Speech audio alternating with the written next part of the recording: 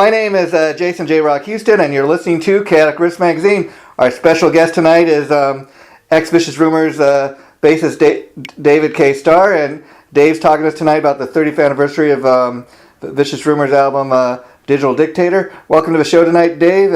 It's good to be with us. I understand that you got a special Facebook page dedicated to this, so talk a little bit about that and let fans know what they'll see when they go there. Well, basically, I put together a 30th anniversary Facebook page for the Digital Dictator album, which I don't remember the official release date, but I remember the album show was at the Omni in Oakland, California, and I think it was April 29th. So it's basically been 30 years. We recorded the album in summer of '87. And one of the things that incentives for me was, 30 years is a pretty long time for a pretty popular album, underground album.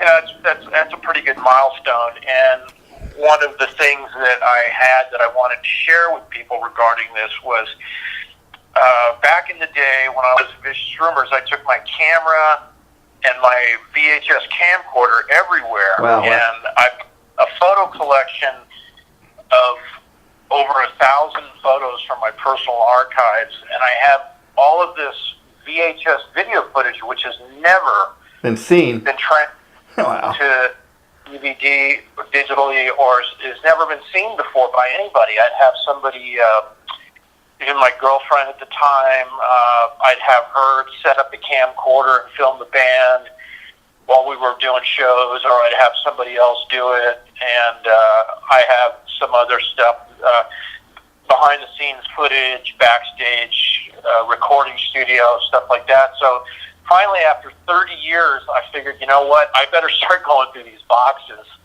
and see if this stuff even still works. And did it astonish you when you started going through the boxes and realizing just how much of that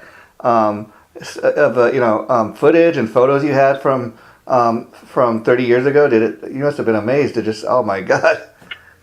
Yeah, I knew I had a lot of stuff, but I hadn't watched any of it in a long time. Yeah. And to be honest, I was a little afraid of whether the stuff was even still going to work. Yeah. Whether the stuff had been damaged in multiple moves, heat, humidity, whatever, moisture. Yeah.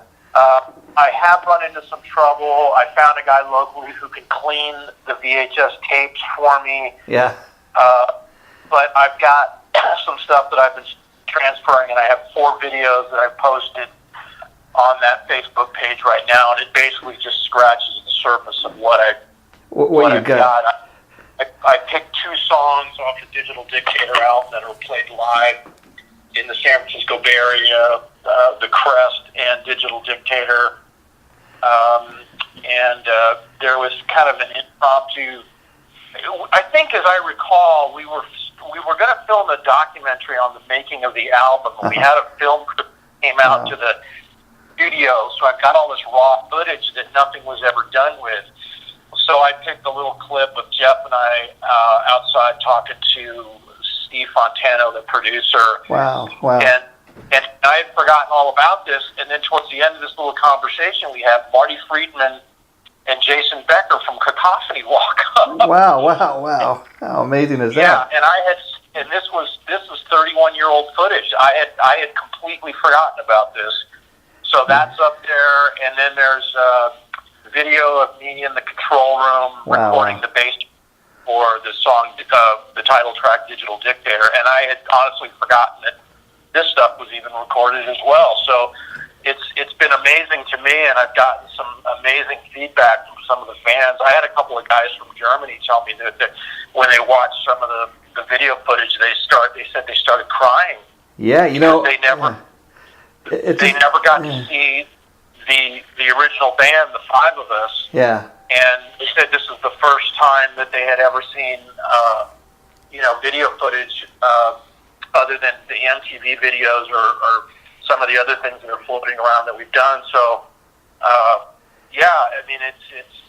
it's been an amazing thing to see the response from people and they want to see more. And it's kind of amazing because, you know, you mentioned Marty Friedman and Jason Becker. That's when those guys were just starting out. I mean, that's even before, way before Marty Friedman was ever in Megadeth, you know. So that got to be some cool stuff. Now, if you find out that you have enough of this footage, you mentioned like you were going to, at the time, make a documentary. Like, any chance if you have enough footage that they can, you know, clean it up in that you might put something together to celebrate the 30th anniversary? Well, that becomes a little tricky. Yeah. In order to do that, I would have to work with Jeff Thorpe. Okay. On and there's how do I put it? A little chance of that. How do I put it diplomatically? There is zero line of communication between Jeff and I, and there really hasn't been one for years. And there's good reasons for the existence of that, the state of our relationship. And I just, to be honest with you, I just didn't even want to talk to him about this.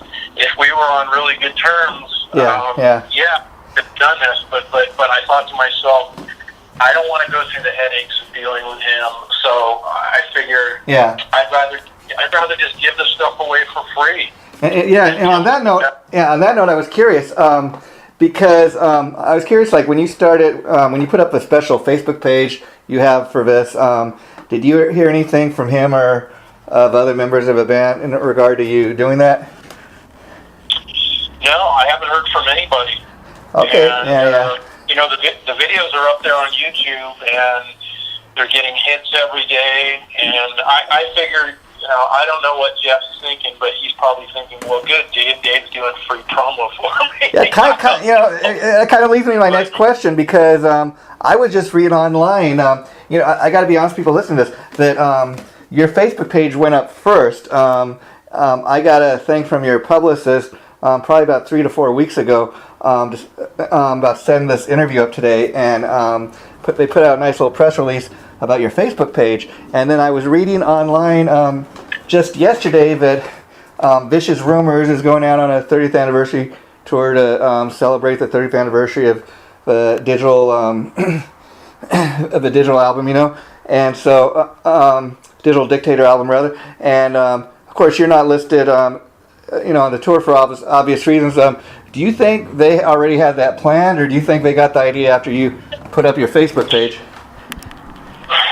Oh, you know, I don't know. I know Jeff probably had something in the works. Yeah. You know, he's constantly trying to figure out ways to, get the band out there. I mean, he basically is making a living off past glories. You know, doing this kind of stuff. His Vicious Rumors band that he's had going forever, I basically call it a VR tribute band. Yeah. He changes members every year, so he's going out on tour with a bunch of guys who didn't even play on this album or any of the classic VR albums, and calling it his 30th anniversary. Of course, he didn't involve me, which didn't surprise you. He probably didn't involve Mark, which didn't shock me. You know, I mean, Jeff, that way Jeff just pockets all the money for himself. You know, that's the way Jeff operates. So very sad to hear that. But you know, if anything, that's the way he would rather do it just by himself and be in complete control of the thing and not share any of the glory or the accolades that come with it. He just wants to do it all by himself. Yeah, I mean that's a sad thing for the fans, but at the same time, I think it's a great reminder for the fans that were there 30 years ago about how great that band was, how great that album was, and I think it's cool that he hasn't even tried to shut your site down or anything, because again, to me it's more about the fans and I went on there before about 30 minutes ago just to kind of check out the Facebook page you have up, and like you're saying, you're getting that huge response. I couldn't believe all the comments these fans are leaving. So I mean, that album holds a special place for a lot of people. Now, I was curious, when you were making the album at the time, did you have any idea that this was going to be like regarded as such a special album, or did you kind of realize, while you guys were touring in support of it? I think at the time we realized that there was a special chemistry. I knew probably more than anybody because I was the one who went out and got Carl and Mark.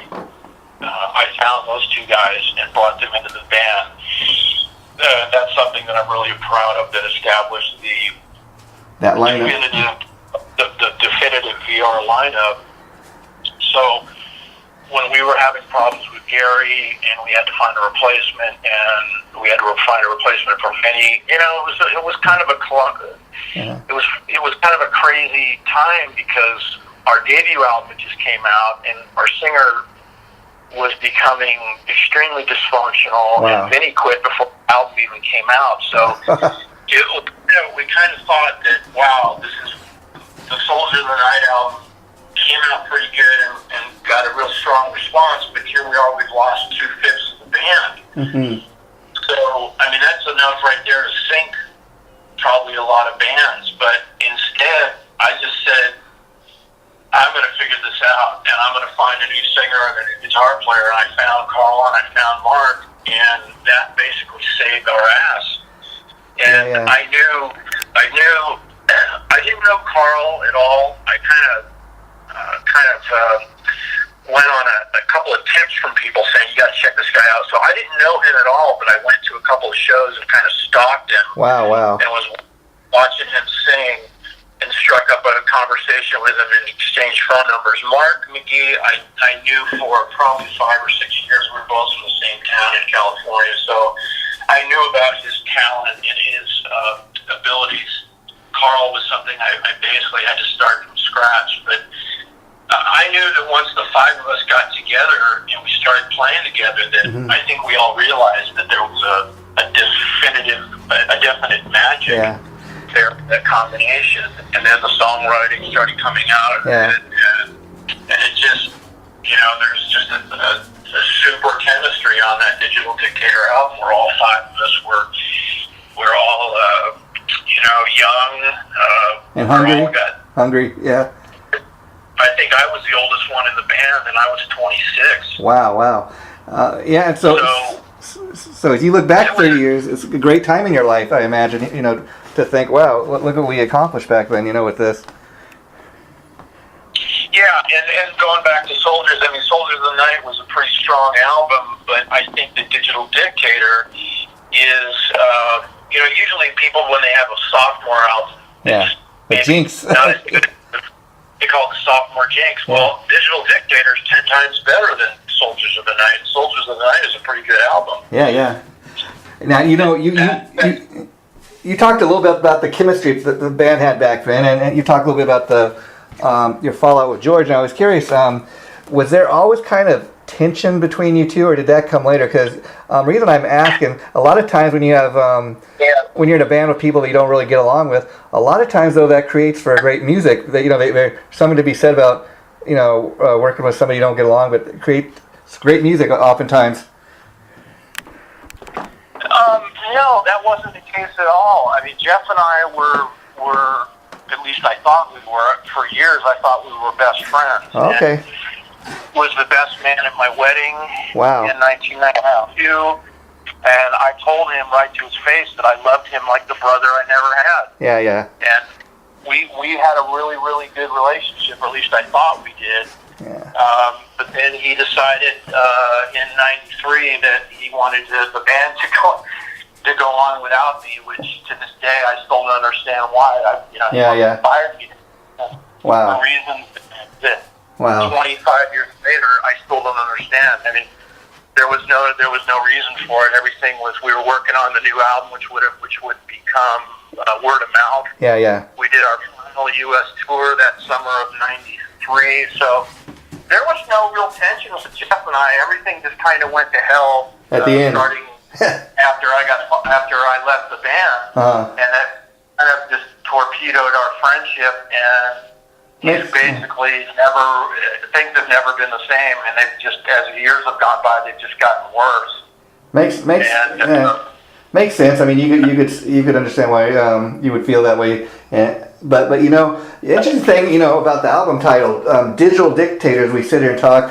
I mean, you guys 30 years ago could have had no idea what technology would be 30 years later. I mean, let's just think about the title of that, Digital Dictator. I mean, you got digital music these days, you know, CDs almost being killed by, you know, digital music. And like you're talking about going through your archives and having some video that, I don't know if we can clean this up or not. I mean, just think about that. 30 years ago, you came up with this title, and think what technology has become 30 years later. Yeah, it's true. It's kind of an ominous sounding title when you think how technology has changed so much over the last 30 years. Yeah. It's really true. Yeah, it's strange how life evolves and things change. Things just unfold, and you just never know what's going to happen. Yeah. And is that what you guys were kind of talking about, like, as far as that title, like, were you thinking about digital technology, or, like I said, I don't really think you could have had any idea where technology would go 30 years later, but, you know, what specifically were you talking about when you came up with that title? Well, I co-wrote the song. I think Jeff and Carl wrote the lyrics. It's basically a sci-fi oriented. Okay. Yeah. Which is a lot of what VR did. We sang a lot about war and a lot about science fiction, the future, history. You know, there was very little female type lyrics. We'd have maybe a ballad every now and then, but most of the stuff I think was rather deep lyrically. Yeah. At least we tried to. You know, in the veins of Judas Priest, Iron Maiden, Queensryche, that kind of Sabotage, that kind of stuff. Yeah, and you know, when you think back 30 years ago to when you guys were on tour supporting this album, is there a moment on that tour that stands out for you? Or is there, like, of all the bands you got to tour with, is there a favorite band that you really enjoyed, opening up for? Any special memories you really can really just instantly pop up to mind when you think about 30 years ago of touring behind that album? It was, basically the biggest show at that time we had ever done. We flew to Europe, and of course this is pre-internet, and we were getting faxes from the label, Roadrunner Records, saying that the record's really taken off and we're getting great reviews. So we went over there to Europe for just about a week, did some shows in Europe and I think one or two in the UK. And we did a big show with Megadeth and Testament called the Art Shock Festival. Oh, wow. And it was the biggest show that we had ever done. So we left basically playing clubs in the Bay Area for a couple hundred people, and then we got on stage at this arena playing with Megadeth and Testament and a handful of other bands, and there was, 5, 6, 7, 8,000 people. I don't really know how many. So that was a trip. Wow. That was definitely one of the highlights. Mexico City, we flew down to Mexico City and did a couple of concerts that were really well received. Two nights in a row at a bullfighting arena, and that was pretty cool. Wow. The fans there going crazy, not just for us, but I guess from everybody that we spoke to down there. They said no band's ever come down here, and I think that's changed since then. But at the time, I think they told me that we were down there in '88, so there was I think one of the kids told me that the last time somebody came there was 4 years earlier. It was David Lee Roth. Wow. So they just didn't have much of a music scene of international acts coming into which is kind of unusual because Mexico City is a pretty large, gigantic metropolitan area. So, but they were very starved for metal and hard rock, and we went down there. It was kind of like Beatlemania. I remember we went and did an in-store appearance at a record store in Mexico City, and we didn't know what to expect. We didn't know what was going on. And we start seeing this line around the corner, and we're going, wow, I wonder how many people this is. Then we go around the corner again, and the line's still going, and then it goes around the next corner, and they're all waiting for us. Like, hey, this is our people. These are our people. Wow. It was great. I got video footage of that somewhere, too, that I'll hopefully be able to find and post at some point. Yeah, but that's a great thing, about Facebook and the internet, that you can do stuff like that. And the other great thing about the internet these days that I find is, while we're sitting here talking about celebrating the 30th anniversary of your digital Dictator album, there are fans that were not around 30 years ago, or there are fans that, because of your Facebook page, are just finding out about this album, and then they're kind of going and maybe going online and buying the album, or going and listening to some of the music on YouTube or whatever, and that's kind of got to be a great feeling that 30 years later after the album originally came out, people are just being turned on to it. Yeah, it's there's kind of a big, huge underground or above ground, I don't know however you want to say it. Kind of a resurgence of the 80s metal, 80s and 90s metal. I mean, I hate saying 80s because whenever I hear somebody say 80s metal, I think of Rat, Poison, and stuff like that. But I mean, we were selling records in the 80s, late 80s. But I think some of the VR fans who are discovering the band as it exists, today with Jeff's continually changing lineup, are finding out that they're going back to the history of the band and finding out that there was an actual real band. Classic lineup. Classic lineup. Together before the whole thing, went to hell. So they're discovering all these classic albums, and some of those people are finding out that there was an actual band that was together for. I mean, Jeff and Larry and I were together for 9 years. Yeah. And Carl and Mark were with us for 7 years. But it was between 93 and 95 is when everything went to hell. I left, and then Mark left a little over a year later, and then Carl died a few weeks after Mark left. Wow. So ever since that 18-month stretch is kind of when everything went to hell. But it's cool. I do hear from fans all the time, on Facebook, and they're still digging the old stuff, and there's an old saying, and I believe in it, and that's great music is timeless. It doesn't matter. I mean, it is so true. I mean, I'll give you a perfect example. I've been working on this project. It's called Remembering Ronnie Montrose, where I've been interviewing folks that are either knew Ronnie or played with him or were influenced by him.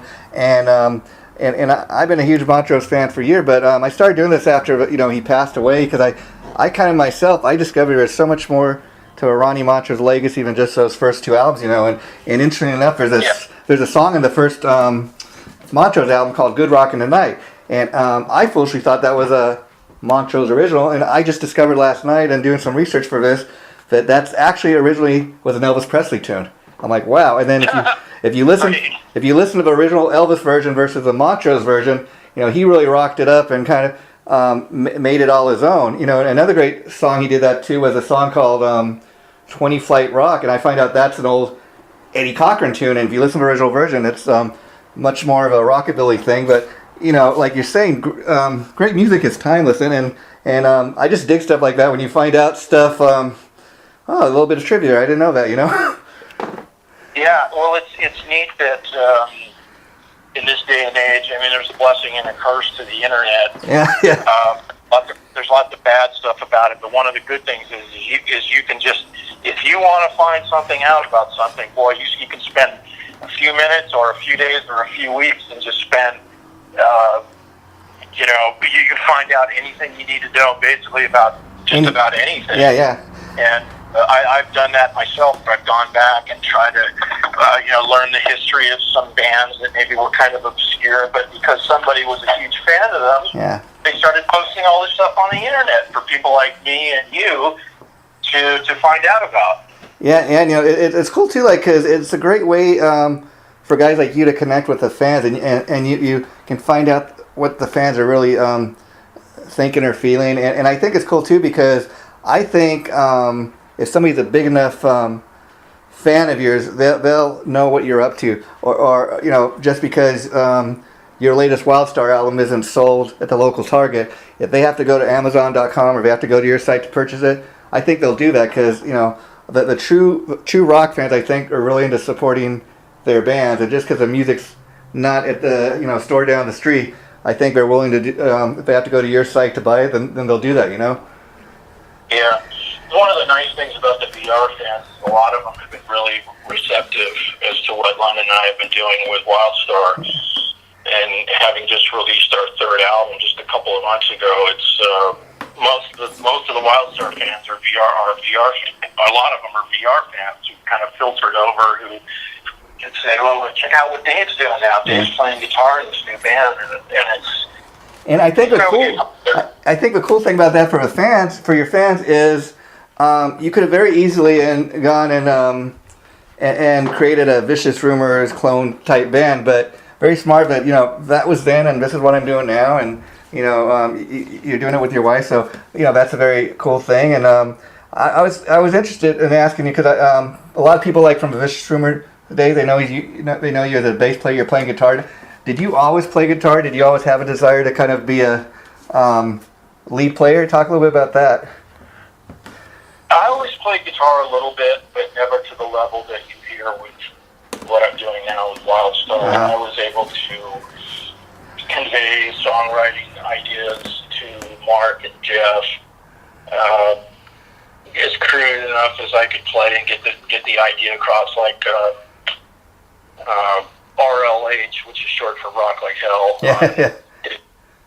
I wrote all the music on that song, and I think Jeff wrote the lyrics. Jeff and Carl, I think, wrote the lyrics, but that was just some ideas that I had. But yeah, I was pretty much just banging out rhythm chords and just trying to get my ideas across to Jeff and Mark and let them kind of, you know, embellish them and polish it up a little bit so that we.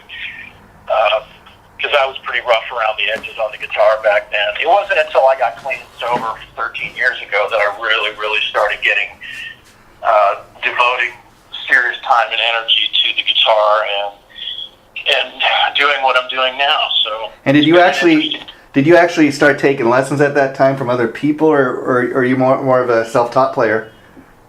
No, I'm just a self-taught player. I just part of my rehab. When I quit drinking was I just kind of locked myself at home in my office and just learned, just worked on writing songs and just getting better and better and better every day. I've always kind of been self-taught. I did take a handful of lessons long ago, but I was too stubborn, too short-sighted to really ever get anything out of it because I just was too impatient, and I remember teachers telling me when I started out that all the bands that I liked, those guys aren't very good, you shouldn't really listen to them, you should listen to these guys. Wow, that's what I like. Just kind of elitist mentality, and it just kind of was not really conducive to wanting to learn, so I kind of just did everything on my own, and I may be kind of a late bloomer to the whole guitar scene because at 50, at how old I think I just turned 57, so I didn't really start guitar professionally until I was 44. Wow. Before that, I played bass professionally for years, but it just goes to show that you're never too late to do something if you want to change life midstream and take on a new challenge. Hey, I did it at age 44. Hey, there you go. You know, the cool thing about the background with VR is that, I mean, I played with some really, obviously there's broken friendships and it's a really sad situation, but and Carl's gone. But I played with some really, really talented people in that band. Yeah. And it really, really taught me a lot. And when I started Wildstar, I thought to myself, if I'm going to do this, I've got to be at least as good as what I did in VR. I don't want to put a band together and start banging out 3 cool AC/DC songs. I want to write music that's in that same challenging VR, Queensryche, Priest, Sabotage kind of genre. And so I said, I don't want to just sound like those bands. I want to take all those influences and put them the together. Influences that I had of the people that I worked with for so many years that rubbed off on me and just take it and expand on it. And I feel really that what I'm doing with Wildstar now is the best music I've done in my career. And that's not taking anything away from Vicious Rumors, because I think the stuff that we did in VR was great. But I think it's very rare when an artist leaves a band and then does something that's better than the great stuff he did. But I hear from people all the time saying, "Wow, I'm amazed at your guitar playing ability, and I'm amazed how good of a songwriter you are, and your wife is an amazing singer, and this is better than anything that VR has done since Welcome to the Ball." I mean, I hear that shit all the time. Yeah, yeah. And it's really rewarding when somebody says, "Damn, Dave, you topped what you did in the past, and we're blown away," and that's really cool.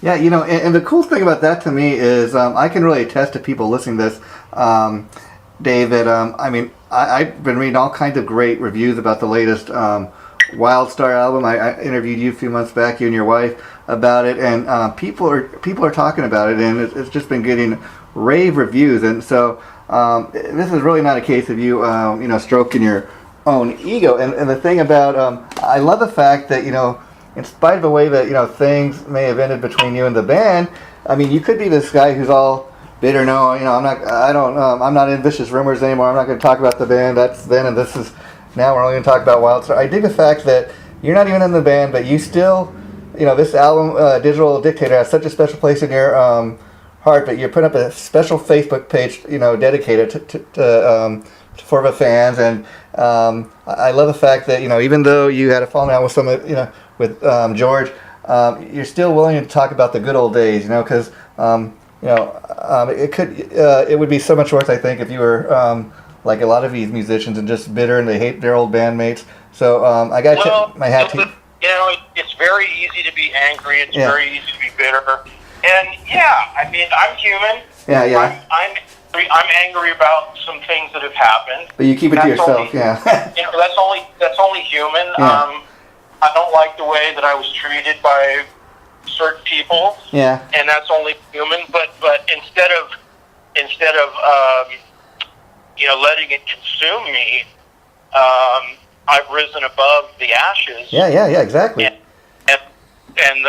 anybody who says, otherwise, Dave's just bitter because he got fired from Vicious Rumors, well, they haven't been paying attention to what's been going on, because I have basically been on a tear for the last 14 years creating new music, amazing music with my wife, and the proof is in the pudding. So most people who know what's going on understand it. Yeah, there's some who might think that I'm bitter about things, but it's just sometimes life deals you a bad hand, and you just gotta move on. You either rise above it or you let it consume you and eat you alive. And I have to admit, when I left the band, I was pretty rudderless for a few years. I was having a difficult time. But, I rebounded. I got back up on my feet, and I'm, kicking ass with Wildstar. And if Jeff's doing his thing, there's nothing I can do about it. No. Yeah. It would be nice if all five of us were still together. It would be nice if Carl didn't die. Of course. Tragedy. He was in the prime of his life. He was only, I think, 32 years old, 33 maybe. But life deals you the hands, and you just have to run with it. And it was really kind of a no-brainer about doing this Digital Dictator 30th anniversary for me, because I knew that I had kind of my ace up the sleeve was all these videos that I had. That Jeff or nobody else had. And there's so much of an interest for the VR fans in that era when the five of us were together, which was like 86 to 93, that this stuff I knew was going to be kind of a gold mine, and getting it out there was something that nobody else was going to be able to do other than me, because I'm the sole owner of all this footage. And I knew that I wasn't going to be able to put something, a commercial product together because of problems with the name, so I just said, you know what? Screw it. I'm giving it all away for free on YouTube. Well, it's so funny because another band that did something like that was this band from LA, Bang Tango, and a few years back they hired a guy to make a documentary about the band's history, and the director had so much hassle, just not from the band but their record company, about including some of the music in the documentary, that he had to end up saying, okay, you know what, F it, we're not going to even release this commercially. We're just going to put it up on YouTube for people to check out, people that are fans of the band. It costs a whole lot of money to make the film, but okay, since we're having so much hassle with this, we're just going to put it out for people for free. And that's kind of what you have to do now. It's kind of interesting talking about digital technology and people having to go through things like that. I mean... if in a perfect world, the five of us would have still been together. In a less perfect world, Jeff and I would still be friends. But shit happens, and you gotta go with what you have. So I just thought, I'm not really hurting for money. I don't need to be selling this stuff to make money. I own 3 businesses. We've got a real estate investment company out here. So I just said to myself, you know what? I would rather just give this stuff away as my way of saying thanks to the fans. Yeah. Than worry about, sitting down with somebody or screaming at somebody over the phone about divvying up royalties for a DVD or a Blu-ray. I don't have the time or the patience for it. I'd rather just give it away as a way of saying thank you. Yeah. And what has been your experience, with digital music, like with the Wildstar stuff? Are you finding that people are just buying more of a digital copy and a digital download versus physical CDs? I don't know what the actual breakdown is, to be honest with you. We did get kind of a spike in CD sales when the CD first went up for sale back in December. Actually, the pre-orders, whenever the album came out, December 8th. I think we're going through the same shit that everybody else is going through, and that's just people stealing music. And it's just a sad fact of life, and that's the blessing and the curse of the internet. There's a lot of good things that come out of it, and there's a lot of bad things about it. Artists are getting screwed every which way possible. So I myself personally like CDs because I like the artwork and the leads and the photos and all that kind of cool stuff. I've never even, to be honest with you, illegally or legally downloaded an album before. I've never done it. Me neither. Whenever I want to get music, maybe it's just my age. Maybe I'm showing my age. Maybe I'm just an old fogey. But when something comes out that I want, I don't even think about downloading it or buying it as a download. Where do I get the CD? Because I want all that stuff. And one of the sad things, because I went back to in 2006, I went back to VR for the Warball album. It was Larry and Jeff and I, along with James Rivera and Brad Gillis, and I really wasn't happy with the way that it turned out. And I left the band basically right after the record was done. But one of the things that that album taught me was that I still hear from people all the time who say, "Oh, I didn't know you were on that album." Oh, well, thanks. And the reason why they don't know that I'm on the album is because they don't have the CD. They don't have the artwork. They don't have the photos. They're legally or illegally downloading it somewhere off the internet, and they're missing out on all the things that go along with it. The history, the photos, the artwork, the lyric sheets, and all that kind of stuff. I'm with you. I mean, I'm an old school guy like you for all the reasons you just listed. I still love a physical CD versus I don't like you. I don't even buy anything. I don't have anything digitally, music-wise, on my computer or anything. Because if I have to go to the artist page or if I have to go to Amazon.com where I get a lot of my stuff, I'll do it. It's worth it to me rather than just because they don't have it at the local Target, I'm not going to get it. And it's kind of a sad state of affairs. I mean, I'll give you a good example. Talk about digital dictator. I was in a Best Buy because that's one of the few places in the LA area where I'm from that can actually sell CDs. And the guy was telling me, "Sir, can I help you with anything?" I was checking out the new releases. I usually got a good selection of stuff there, but he's like, "Cause I just want to let you know that come this July, Best Buy is going to stop selling CDs. You can still order stuff, online, but just thought I'd let you know that." And I thought, and Los Angeles, where I'm from, that used to be the musical capital of the world. I mean, except for maybe outside of Hollywood, I can't think of a record store, and that's a really sad thing. I know a lot of European countries, they still have record stores and that. And when we're talking about all this, it's kind of interesting because vinyl's been making a comeback too, Well, and another strange thing is cassette tapes have been making a comeback. Yeah. And I had not heard anything about this, but I think David Chastain told me that he was getting some of his Chastain stuff done on cassette, and I think that so I don't know where it's going. Yeah. Everybody says, well, people have been saying records have been gone for 25 years. Yeah.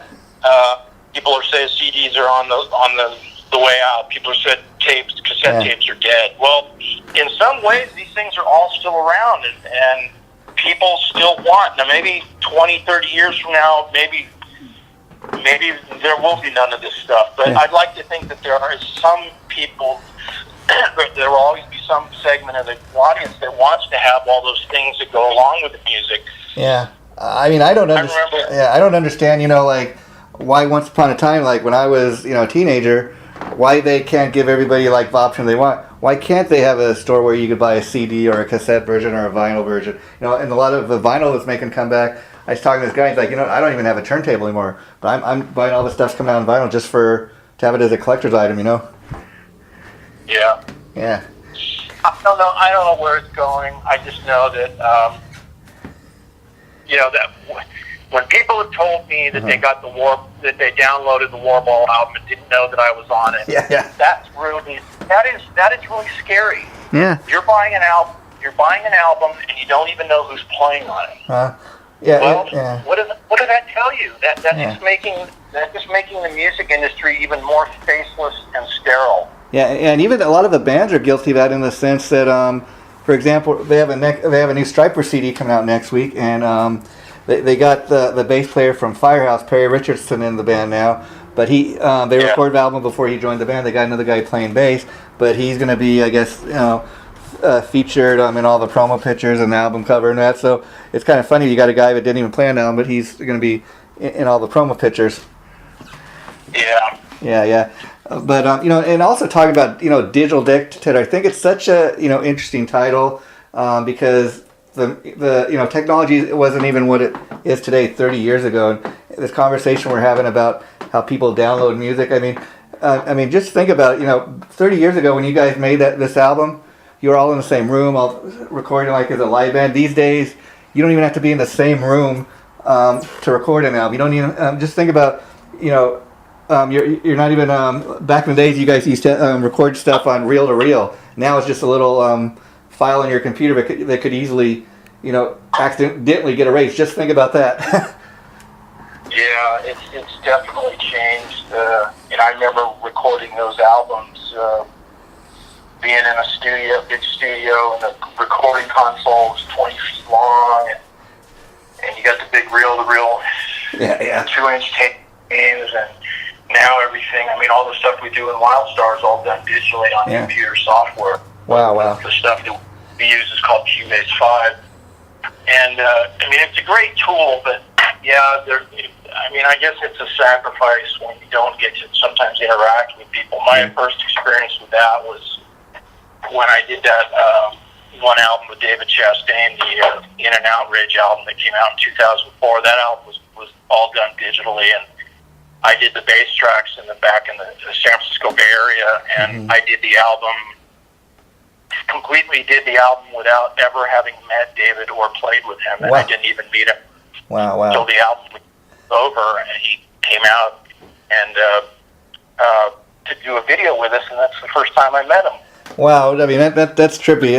Again, just think about that title you guys came up with, that Songs 30 years ago, Digital Dictator, and just think about 30 years later, after that album came out, look at what the world is today. I mean, it's surrounded around especially the music industry, but you're still involved around digital technology, and it just is amazing that you guys kind of had that forethought 30 years ago before it was even really what it is today. One of the interesting things that this kind of goes off on a wild tangent here, but while we're talking about technology, is I've always had this fascination with dreams, and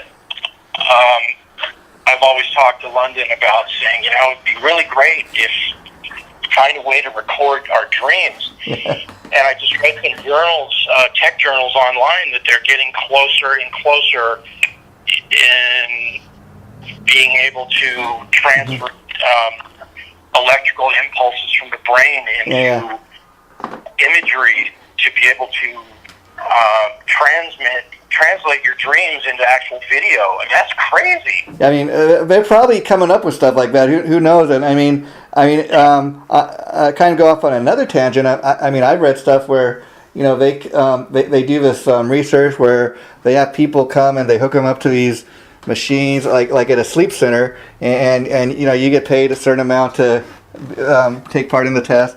But they'll hook somebody up for like a week or two, and you're asleep the whole time, and they're just kind of recording your brain waves and seeing how your brain thinks while you're sleeping versus when you're awake, and it's just amazing the stuff they're coming up with. Yeah.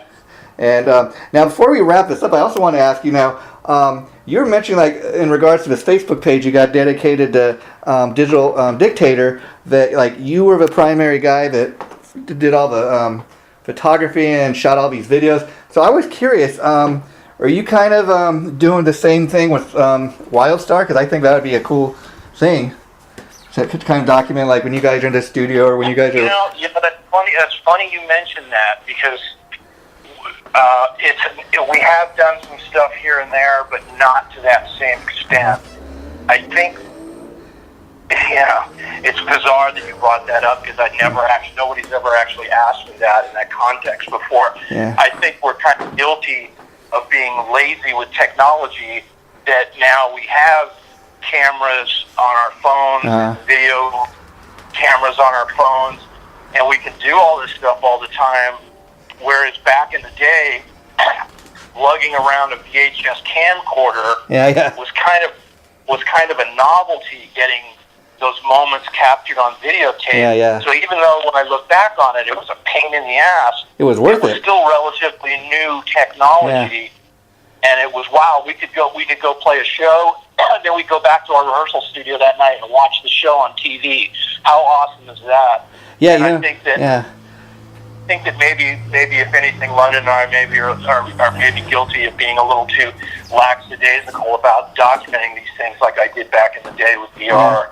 Well, I urge you to kind of see if you can do something to change that. I mean, because I'll give you a perfect example. Like I said before we were doing this interview today, I got home and I went on the Facebook page you set up for this, and I was just impressed, like you said, with all the responses you're getting and the great video footage you have up there and the photos. And I thought, man, this stuff takes me back to the day. And, this is great. This is great footage. Now, this isn't a shot or anything, but then after I interviewed you a couple of months back, I think it was in November, about the Wildstar album, I went on the Facebook page, and the only thing one thing I did notice, you guys got some great photos, but there's only one or two, maybe two or three. PR photos, and I thought it'd be cool if they had a little more. If they had a little more, if they shot a little more different photographs. That's the only thing I think, because I think people would really get into the band besides the music. I think if you have something visually for people to see, they're going to want it even more. If you know what I mean. I agree. And I'll give you a perfect example of that. I remember talking about, back in the day, I don't know if you remember when they had Circus Magazine and Metal Edge. Metal Edge is a great example of this. A lot of reasons I first became aware of Vicious Rumors is back in the day when they had Metal Edge magazine, they always, every month, would have an ad section for Paris Records.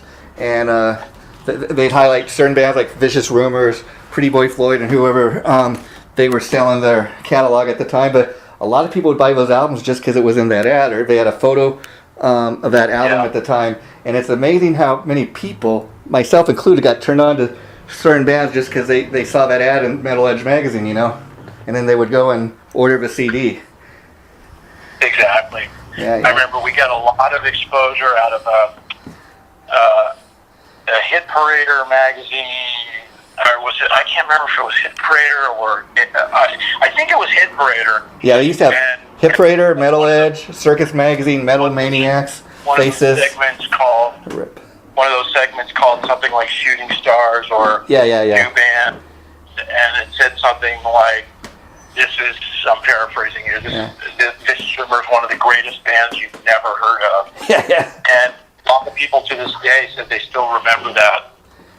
Wow. So we got a lot of fear out of that. Yeah, and you know, talking about a lot of these great rock magazines back in the day, you know, they're all out of print now. And like you said, a lot of times when you go and do these interviews now, you're like talking to a guy like me that's going to post up on the website and that on the internet. What's it like, you know, from what going back 30 years ago when you were doing press for this album, you know, you're talking to all these hard rock magazines and stuff of the day. They don't even exist now. There's a totally different way of promoting your stuff now. What's that been like for you? Well, I don't think in that respect it really hasn't changed because the communication hasn't changed, and that's you have to engage with a person, whether it's digitally, whether it's over the phone, whether it's Skyping, whether it's over the internet with a keyboard. It's still the bottom line is you have to be able to communicate with people, and you have to be, what's the word? You have to be engaged. You know, engaged. You have to be engaged, and you have to know what you're talking about. Yeah. I hear a lot of guys who talk like, "Yeah, man, that's like really cool," and yeah, man. Yeah, you know. I can't. Yeah, as soon as I hear someone talking like that, I don't want to hear anything they have to say. So I'm not saying I'm the most eloquent person in the history of the music business, but I try to be, forthright and intelligent when I say things. And that hasn't changed, whether it was Cream Magazine doing an interview or whether Jason Houston talking to me over a digital phone line. Yeah, you know, and the thing to me about the internet is I think there's a little more competition out there as far as sites, you know, trying to interview different bands and different musicians. Like me, when I try to interview people that I'm a fan of or that I know a little something about, and like if a publicist sends me like a PR release or a press release or something about a band maybe that I'm not familiar with, I'll at least in preparation for an interview go and research a band and try to find out, okay, first of all, do I even like this band? Do I even like the music? So when I'm talking to the person, I at least kind of have educated myself about the band. You know, a lot of times, my way I do this too is people used to send me CDs and stuff to review, and I would rather, I have a philosophy, I would rather than just to be in the business of trashing a band, you know, saying, oh, this CD sucks and everything. I'd rather promote the stuff that I dig and kind of spread the love. A lot of people tell me, oh, how come all the CD reviews you have up, they're not any, you don't ever trash any of them? Well, unless I really, felt the need to kind of trash a band, I would rather, like I said, spread the love, you know. And I think a lot of people online, like you said, they don't even know what they're talking about. So I think you can tell the good sites versus the bad sites. And I think, like anything, the cream rises to the top, if you know what I mean. Yeah. We've only... scratched the surface. I've only read a couple of bad reviews for the new album. Yeah. I read them all, good and bad, at least the ones I can find. Yeah. And the worst one that I read, and I was kind of taken back by what this guy said and trying to figure out where he was coming from. And I found out he's the guitar player for Hellion. Oh, okay, yeah. I think I know who you're talking about. Yeah. Okay. Yeah, I thought, this guy sounds like he's jealous. Wow. Yeah. He doesn't. I tell Chip, I said, I don't think this guy should be reviewing albums because he doesn't sound like he has a very unbiased opinion. I think he thought of us as a threat to Hellion with a female-fronted, metal. Well, I think there's a... It's really weird because he really kind of attacked us in this review. Yeah. But, it's okay. I mean, people are going to say whatever they want to say, but I thought it was more funny than anything else. Yeah, it's funny that somebody would do something like that for a simple fact that that's why they did it, because, I mean, if you listen to Hellion versus Wildstar, I mean, really the only thing they do have in common is that they're female-fronted bands, but other than that, I mean, the music sounds nothing alike. So, again, I think people got to kind of check things out with their ear, I mean, oftentimes, I remember back in the day, back in '94 when grunge became the big thing, all of a sudden everybody's like, oh, I'm throwing out all my Motley Crue albums, I'm not a Motley Crue fan anymore because Motley Crue's dead. People aren't buying these albums. I'm gonna throw out all my Motley Crue albums. I thought, hey, that's stupid, You're just gonna listen to whatever the flavor of the month is. And I think, music has a cycle. Every 10 years it comes and it goes. Yeah. Well, before we wrap this up, Dave, I'd like to talk to y'all today, obviously, but I know you're very busy. What is currently going on with Wildstar? I know you guys are still promoting the CD, like you said, came out in last December, but are we already thinking about the next CD? Is there any chance? Last I talked to you were saying that you guys don't really go out and tour, but is there any chance you might do like one or two off shows to promote it? Probably not. Our drummer Josh is back in California. He just had him and his wife just had 2 babies. Oh, wow, okay. He's not going anywhere. And I'm in the songwriting mode right now for new stuff. We might do something a little different. On next album. Well, we talked about doing a side project, an international side. This kind of goes along with the whole digital thing. We've talked about doing a side project with an international cast of musicians. Oh, wow. And would these necessarily be named musicians, people that we've heard of, or would they be kind of people that aren't really that well? Yeah, I don't want to give any names out because I don't want to jinx anything. But okay, that's something to look forward to. Wow. Chip's got a pipeline to some of these people, and I want to give it a shot. I just want to try something different. Whereas on the Wildstar albums, I play all the guitars and bass myself. And it's the job of 3 guys, and I love it. I've done it for 3 albums, but I told London, I said, hey, even if we just release a single, let's just test the waters and try something different. I'll just play guitar. We'll get a second guitar player, get another bass player, get another drummer. You sing, and we'll call it something different. And I've already had some big name people who've extended the interest. So, I said, I hate throwing out names because then I hear you.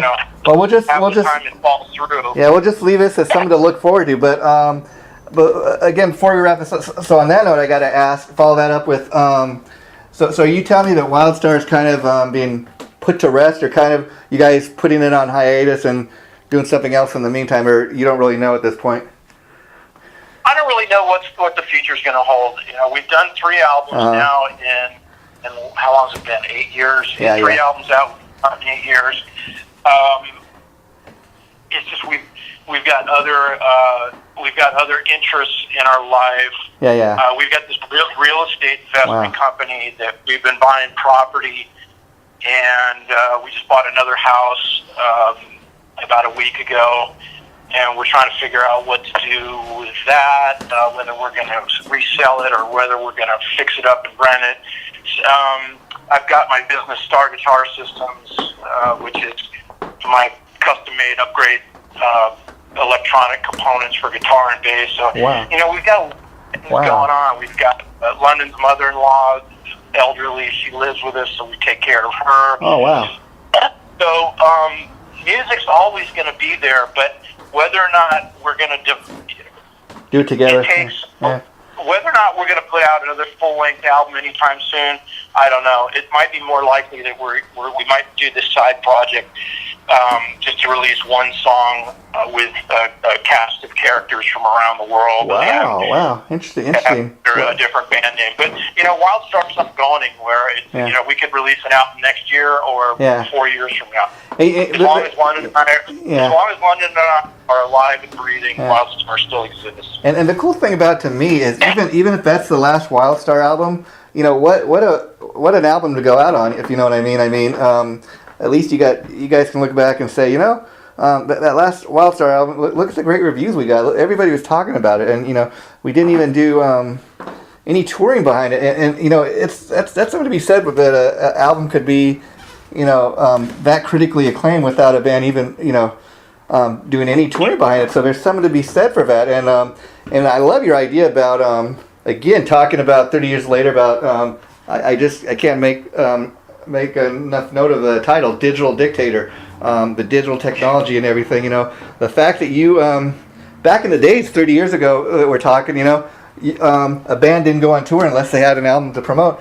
These days you don't even need to have an album out to go out on tour. It's amazing the fact that you're talking about not even making a full album but just one song with different players around the world. Back in the day, record companies would say, "Oh, you guys are crazy. No, we're not going to just make one song." But I dig that, if you know what I mean. The digital age, that you could even do something like that. Artists are more in control of their careers now because the labels it's just basically falling apart. Yeah. Losing revenue. It's just not the way it used to be.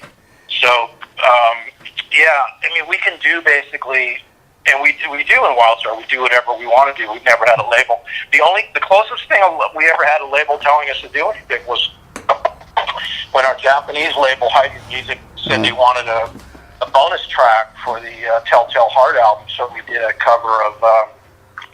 We thought about it for a day or two. We figured, what are we going to do? What are we going to do? Yeah. Because we didn't really have it in the can. So we quickly put together a cover of Neon Nights by Black Sabbath. Oh, I love Killer. Well, I love that. I've always been a big fan of that. I mean, that's the first song I ever heard Ronnie James Dio sing. As far as on that Heaven and Hell album, that's the very first thing I heard off that, and to this day, that's one of my all-time favorite tracks for that reason. Yeah.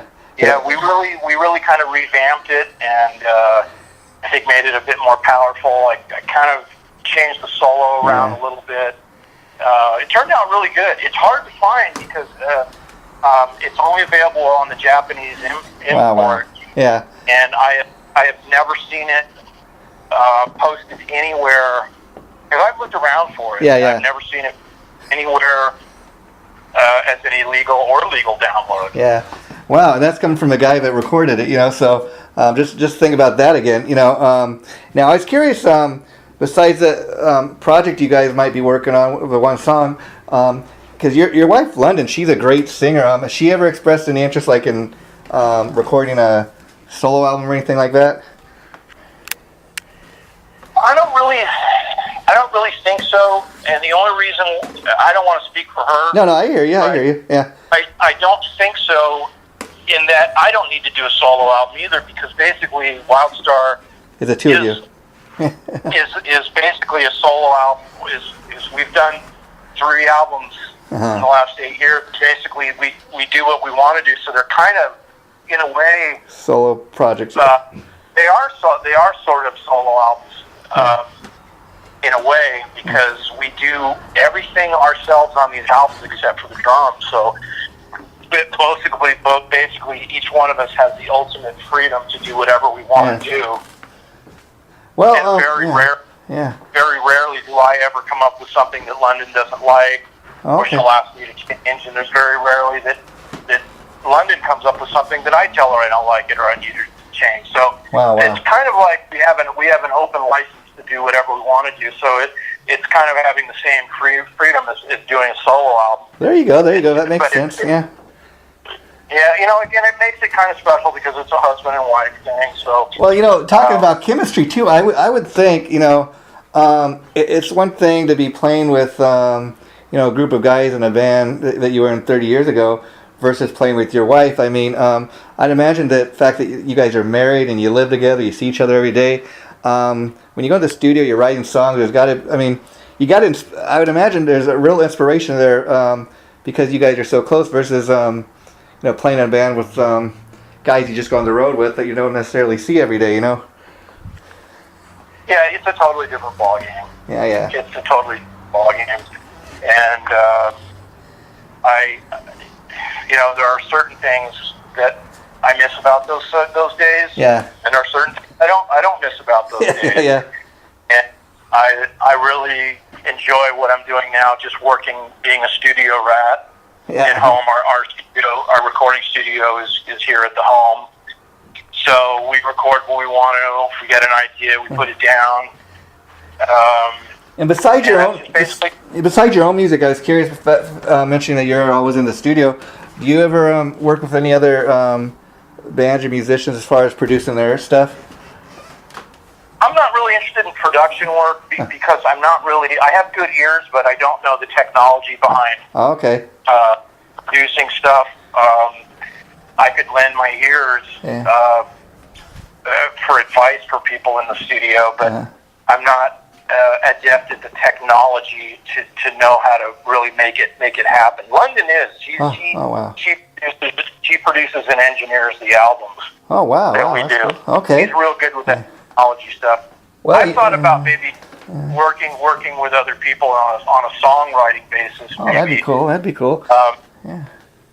But because I have a lot of, I've got basically 2 or 3 albums worth of material that I've got ready to do something with. And whether or not all that can be absorbed between London and I, or doing something with our side project, or working with another band maybe in the Houston area. Wow. Just, I would like to, at this stage in my career, maybe like spread myself out a little bit. And, back in the day, I mean, the whole gist of this conversation was VR, Digital Dictator, and that was like 5 guys just with one focus of doing album tour, and that's all they cared. And we had our blinders on, and all we could see is in front of us. Yeah. But now it's like, as I get older and a little mellower, I'm more interested maybe in doing things that wouldn't interest me 20 or 30 years ago, like just sitting down and working with another band as a songwriting partner, or working with other musicians, which I never would have had the patience with back in the day. But I'm interested in exploring that avenue. And I just want to stay active as a musician without necessarily having to get into a van or a tour bus and drag my old ass all over the planet. Yeah, it must be nice to be in a place in life where you don't have to do that. Like you said, you can be more of a musician that stays home and works at your craft. That's got to be a great place to be at. I tell you, man. A lot of people say, "Gee, Dave, don't you miss touring with VR? Don't you want to tour with Wildstar? Don't you miss the days when you were playing all these big shows and stuff?" Well, yeah, sometimes I miss those things, but I already experienced them. Yeah. So it's not like saying, I wish VR could have done. Or I wish VR. I already did it. I've been there. I've done it. Yeah. Now what I'm doing now, what I have now in my life, is what a lot of other people dream about. Yeah. I'm living in a 5,000 square foot house on a 4-acre estate with 6 Russian wolfhounds. Wow.